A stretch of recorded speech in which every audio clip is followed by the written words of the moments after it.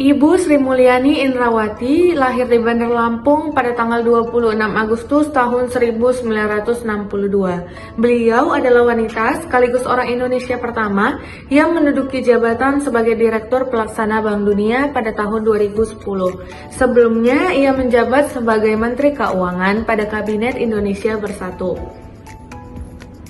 Beliau kembali ditunjuk menjadi Menteri Keuangan pada tahun 2016 hingga sekarang oleh Presiden Joko Widodo pada Kabinet Kerja dan Kabinet Indonesia Maju. Ibu Sri Mulyani mengatakan bahwa seluruh ASN di Indonesia harus menerapkan berakhlak yang tidak hanya menjadi jargon namun juga menjadi nilai karakter yang bisa dilihat langsung oleh masyarakat dan juga muncul dalam sikap dan perbuatannya. Yang pertama yaitu berorientasi pelayanan dengan berkomitmen untuk memberikan pelayanan yang prima demi kepuasan masyarakat. Dalam hal ini, pada tahun 2022, Ibu Sri Mulyani mendorong Kementerian Keuangan untuk terus mengembangkan, memperbaiki, dan menciptakan inovasi pada sistem data digital, terutama yang terkait dengan keuangan negara. Salah satunya melalui rolling out Sakti. Poin yang kedua adalah akuntabel. Akuntabel berarti melaksanakan tugas dengan jujur, bertanggung jawab, cermat, disiplin, dan berintegritas tinggi.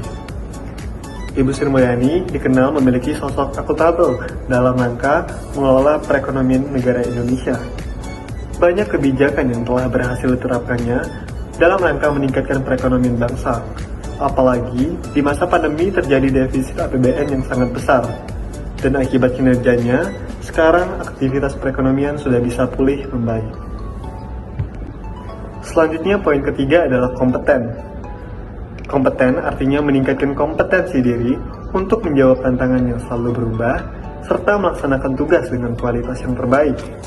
Ibu Sri Mulyani pernah dinobatkan sebagai Menteri Keuangan terbaik di tahun 2018 versi majalah Global Market, dikarenakan bisa mempertahankan reputasi keuangan Indonesia di tengah tekanan ekonomi global, yakni terkait pengumpulan pajak dan penyerapan anggaran pemerintah. Kemudian adalah nilai harmonis. Nilai harmonis yang dapat diteladani dari Ibu Sri Mulyani adalah di tengah-tengah kesibukan beliau sebagai Menteri Keuangan, beliau selalu menyempatkan waktu untuk makan bersama keluarganya setiap malam dan membahas terkait dengan banyak hal. Tak heran jika ketiga anak beliau sukses dalam dunia pendidikan. Selain keberhasilan beliau dalam membuat kebijakan di lingkungan Kementerian Keuangan yang semakin harmonis, hubungan harmonis beliau dalam keluarga tentu saja menjadi teladan bagi masyarakat luas. Nilai selanjutnya adalah nilai loyal. Loyal dapat bermakna sebagai kesetiaan, paling tidak terhadap cita-cita organisasi dan lebih-lebih terhadap negara kesatuan Republik Indonesia. Nilai loyal yang dapat diteladani dari Ibu Sri Mulyani adalah memilih pulang ke Indonesia dan mengabdi untuk bangsa. Pengorbanan beliau pun tidak main-main. Beliau rela meninggalkan gaji yang mencapai miliaran sebagai CEO dari Bank Dunia dan memilih untuk mengemban amanah rakyat dan panggilan tugas dari Pak Joko Widodo sebagai Menteri Keuangan. Ibu Sri Mulyani merupakan tokoh pemimpin bangsa yang memberikan sumbangsi luar biasa demi kemajuan bangsa dan tanah air. Nilai adaptif yang berarti selalu terus berinovasi dan merespon berbagai perubahan selalu diterapkan oleh Ibu Sri Mulyani dalam setiap kebijakannya. Sebut saja aplikasi Satu Kemenq. Aplikasi kebanggaan Kementerian Keuangan ini merupakan terobosan di bidang digitalisasi administrasi kementerian. Satu Kemenq membuat segala hal menjadi efektif dan juga efisien karena dapat diakses melalui satu genggaman.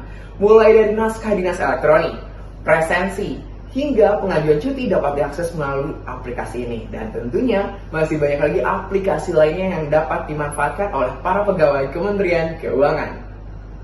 Yang terakhir, nilai kolaboratif yang artinya membangun kerjasama sinergis untuk menghasilkan yang terbaik. Hal ini selalu ditekankan oleh Ibu Sri Mulyani dalam melakukan segala hal. Sebut saja penanganan COVID-19. Ibu Sri Mulyani tidak hanya melibatkan Kementerian Keuangan, tetapi melibatkan berbagai stakeholders lainnya, mulai dari pemerintah, para ahli, hingga masyarakat. Salah satu kebijakan yang dapat dirasakan hingga saat ini adalah terus meningkatnya perekonomian Indonesia di saat negara lain mengalami perlambatan ekonomi akibat dari pandemi COVID-19. Demikian video dari kami, ASN Berakhlak Bangga Melayani Bangsa.